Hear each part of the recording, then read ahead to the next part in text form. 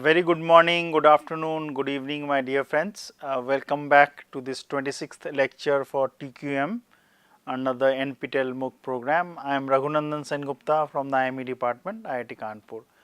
So, if you remember, we were discussing about the charts, the concept, even like I am going up back about 2 or 3 lectures before. So, we had X bar charts and then the R charts, considering the concept. R, why we are using is the range when the standard deviation is not known, in case we want to replace R, which is the actual concept of dispersion or the overall variability which is there in the readings. If you want to measure them, obviously we need the standard deviation or the variance of the population, and if we want that, we will use the S charts. And we also saw that how, depending on the sample size, the coefficients of A1, B1, C1, D's would change accordingly from the tables, and we can use them accordingly. And if you are trying to eliminate or include more samples, how would the sample size have an effect on the coefficients would also be discussed later on also, and we have discussed it previously also with the change in the formulas, and we will continue discussing now in the 26th lecture, and so on and so forth. So, the charts and the processes for standard deviation estimation is, if you remember, we had changed the sample size, we have recalculated the mean value. Mean value can be either X bar charts for the X bar charts, bar line, sorry for the error, it would be the X double bar line as for the mean, and you have the upper control and the lower control, which we will use for the X bar charts, and then you will basically have the central line, which is the R bar for the R charts, and you have the upper control and lower control depending on that, and as the sample size change, you would have an effect on the X bar and the R charts also. So, continuing the discussion, we are trying to find out the actual central line or the upper control lower control limit for the standard deviation estimation process. So, if it is the X control charts, here you had the concept of upper control and lower control given as 74.014, 73.988, and based on that you can find out where the fluctuation is, if at all, and then basically make very intelligent understanding of how the process is going, whether there are assignable causes, unassignable causes are there, and you can take actions accordingly. So, if you consider this chart, which I will highlight. So, in this region, if you consider there is a downward trend. So, I am using the highlighter only, and then if I use a different highlighter with the color, say for example green, so again there would be a change and it will go in upward trend. So, upward trend. So, you have to basically make an analysis that downward trend, upward trend, whether it is due to some causes or whether there is change in the overall workmanship.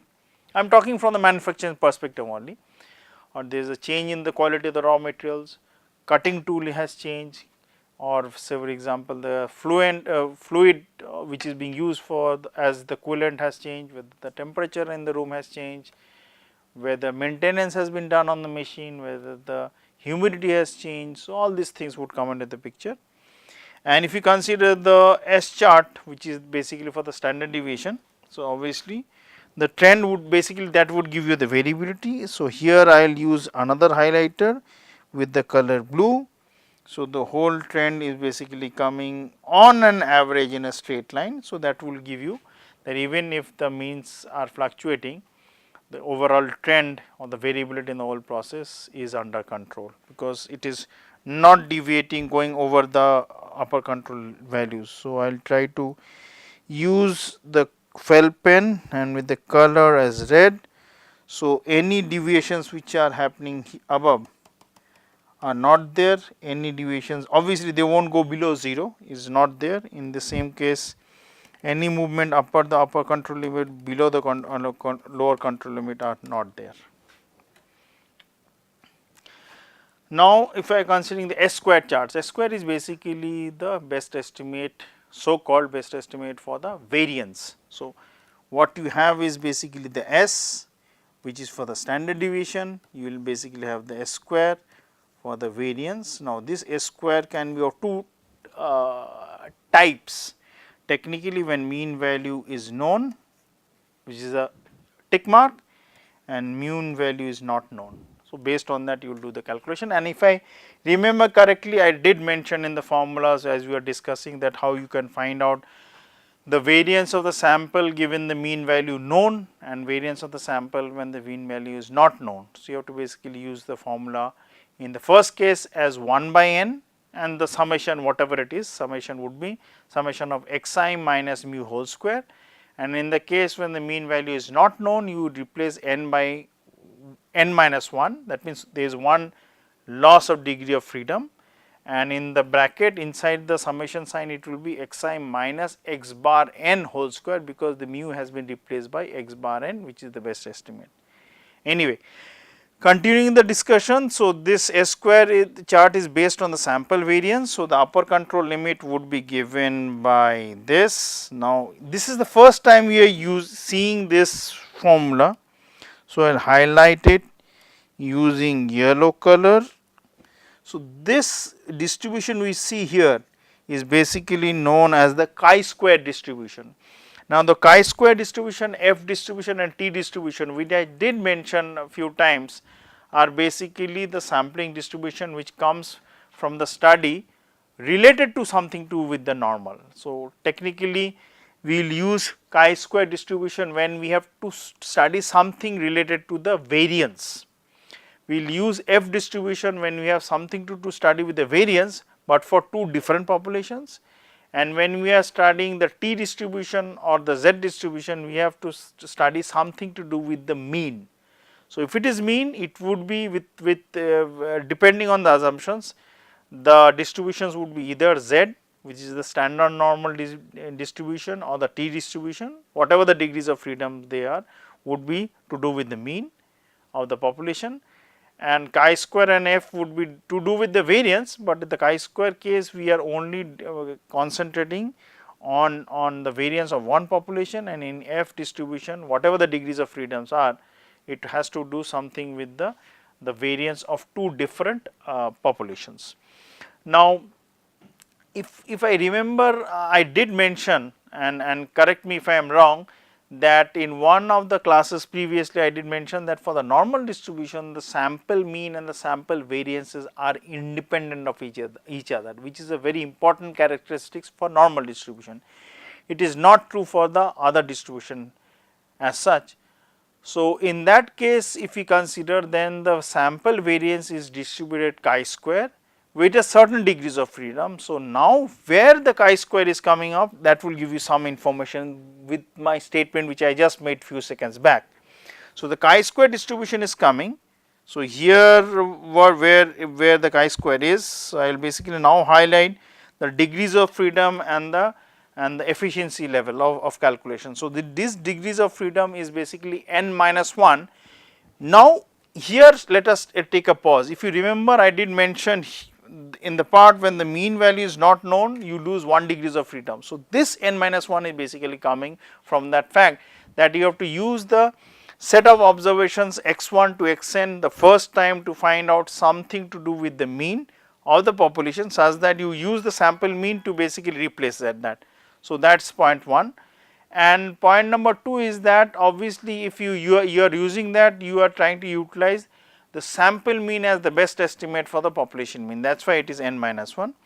So, in that case the central line would basically be S square, S dash or x bar is basically the best estimate, and the corresponding upper and lower control limits would basically depend on what is the overall coverage area you are trying to basically cover. So, if you remember the value of the overall efficiency or overall, say for example, degrees of freedom corresponding not to n, but basically with respect to the value of alpha which you are using, alpha is basically the level of confidence which you have. So, if you are trying to basically understand that, then alpha would give you the exclude and include part which is there over and above the upper control limit and and lower control limit. So, this is I will basically try to highlight using the graph. So, let me try to do it. Say for example, I have this central line, this is the 0 value, this is the lower line, this is the upper line. So, lower line and upper line I am drawing randomly, I will come to that later on. Now, consider for the first time that I am trying to draw corresponding to the normal distribution. So, let me draw the normal distribution, let me change the color. So, this is the normal distribution which I have drawn. So, now if I consider the overall coverage in this area is 1 minus alpha. This is true for the fact that the areas which I am trying to cover on the left and right side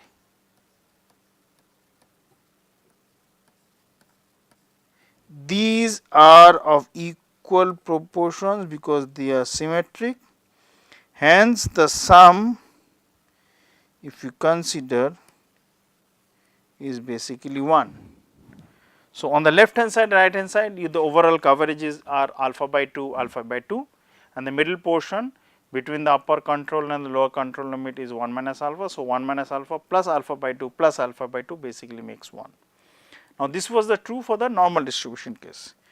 Now, if I draw the chi-square, so let me try my level best to draw the chi-square. Let me again change the color, so something like this. So, consider this chi-square. Now, the values which I will draw on the, so this coverage area would be basically be again equal to 1 minus alpha. So, this was 1 minus alpha, this also is 1 minus alpha. Now, I will try to use the color of green, this area and this area, they would add up to alpha, but in this case they are not equally distributed onto the left and the right side because this is not symmetric. So, that is why when I use the nomenclature of trying to mark, technically I will be using the concept that if I am reading from the left hand side, that means I have turned it vertical and I am basically reading it from the side where I am pointing my left hand. So, that is towards minus infinity, I mean coming to this side towards the mean value. So, the overall coverages would basically start increasing. So, if this total coverage is basically alpha by 2, so at this point the value should be such, whatever the chi-square value is, it would be such that the overall coverage area till that point is alpha by 2. Then I continue doing it.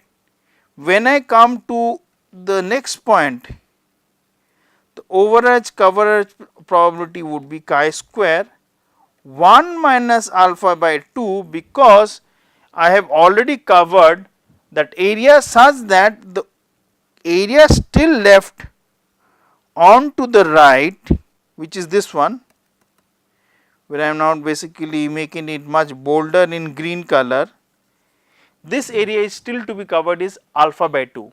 So, the overall area which I have already covered from minus infinity to that point is 1 minus alpha by 2. Hence, the nomenclature of trying to mention what is the chi-square, we use that nomenclature of the value of the degrees of freedom plus the level of confidence which is there corresponding to that point. So, if I now basically make a sense with the first set of diagram for the normal distribution, then it will be easier for us to understand. So, let me try to make the normal distribution in this slide only. So, the normal distribution which I am drawing is what I have already discussed. So, this is the technically I am just turned it anti-clockwise 90 degrees in order to make sense. This is the mean value, this is the z values which are there. Now, what is interesting to note is that this would be z alpha by 2 minus this would be plus z alpha by 2. Now, the interesting fact is these are symmetric. So, as they are symmetric, if you are covering z alpha by 2, technically the overall coverage from the left to that point and for z 1 minus alpha by 2 onto the right till infinity, the overall areas are same, which is alpha by 2. But the interesting fact is that they are symmetric because this is a normal distribution. Hence, we use in place of z 1 minus alpha by 2 you use plus, and in case of z alpha by 2 you use minus. So, this is the actual value only specific to the normal distribution, but the nomenclatures are as you are covering from the left, the alpha by 2 value or alpha 1 value, alpha 2, alpha 3 value, alpha 4 value or whatever it is the total area you have covered till that point. So, this has become a little bit too messy. So, what I will try to do is that I will try to remove this.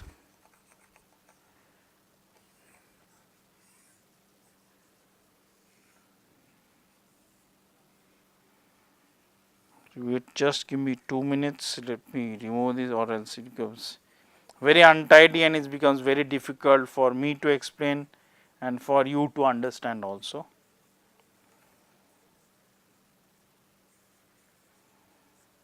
Yes, so it's cleaned, looks quite neat and clean, but even though I had covered a lot of concepts here, but we will come back to that later on. So, that technically the values of chi square alpha by 2 n minus 1 would basically signify to from which direction you are coming and at that point what is the overall coverage is. Degrees of freedom again I am repeating is n minus 1 because I have lost 1 degrees of freedom based on the fact that I am trying to find out the sample mean as the best estimate for the population mean. Hence, it is 1 by n minus 1 when you are trying to find out the sample variance. The central line remains as s bar square, which is basically the average value of the samples.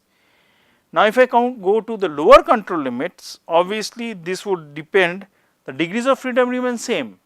The overall coverage would now be based on the fact that whatever total coverages we have covered. So, that would be 1, this is the total area of the probability is 1 minus alpha by 2 because those that has been divided in that proportion that the central area covered is 1 minus alpha and the left and the right portion total sum of that is alpha by alpha obviously because that would be sum of them. In the normal case I am again repeating they are equal, so that is why I mentioned alpha by 2, but in the chi-square case it may not be equal because this is not a so called symmetric distribution, that is why I use the actual general nomenclature as mentioned. So, let me read the points again. I went a little bit slow trying to draw the diagrams, but please bear with me.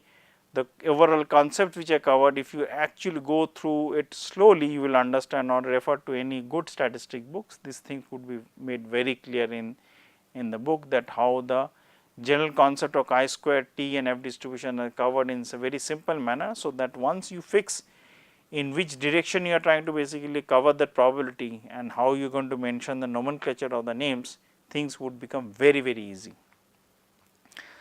So, highlighting the bullet points, here S square is the average sample size, it should be S bar square is the average sample size, and this chi square which we denote. So, this is basically chi square which we are denoting refers to the chi square distribution with some degrees of freedom which is n. So, we basically have to look at the degrees of freedom. This charge has its limits defined in terms of the probability. So, that probability or level of coverage is basically the alpha value. So, if I am very much confident, less confident, the values of alpha would be changing accordingly. So, moving range control, that means now the ranges, the average values change depending on the actual input data which is coming. Like say for example, in the morning 9 o'clock I took 10 readings, based on that I give the charts. Say for example, at 11 o'clock in the morning I have taken another 10 readings. Now I want to basically include the first 5 and from the second reading, and include the last 5 from the first reading, excluding the first 5 of the first reading. So, this conglomeration of the new sample would be 5 from the first, that is the last 5 from the first, and the first 5 from the second one, and when we combine, obviously the overall mean value, upper control and lower control limits would change. So, obviously you have to make decisions accordingly. So, in many cases sample size used for process monitoring would be repeated. So, repeat measurements on the process differ only because of the laboratory on analysis on error, as there may be in, say for example, chemical process, manufacturing process, and all these different type of manufacturing process. The multiple measurements are taken on the same unit of product, such as measuring the oxide thickness of some process which is being done, or some paint thickness, or say trying to basically find out the Young's modulus of a particular product, because you will be utilizing that for some designing the tie rod of a car, or trying to basically find out that how the trusses can be built for the bridge over a river. So, obviously you have to do multiple readings. So, in that case you need to basically find out the changing limits or upper control, lower control accordingly. So, continuing with what I am reading, such that as measuring the oxide thickness at several different locations on a wafer in a semiconductor manufacturing unit, because based on that you will be able to know that what type of connections would be needed, what is the voltage. Those voltage would be very small, but any small fluctuating in the voltage in the overall system on the computer, or say for example the laptop, or even the Android phone, would basically spoil the whole system. So, you have to be very careful what is the thickness and what is the voltage fluctuation, what is the ampere of currents which can flow, and all these things. In such situations, the control charts for individual units is useful. So, basically we use the moving range for 2 successive observations as the basis of estimating the process variability, and based on that we find out that how the range charts can be drawn.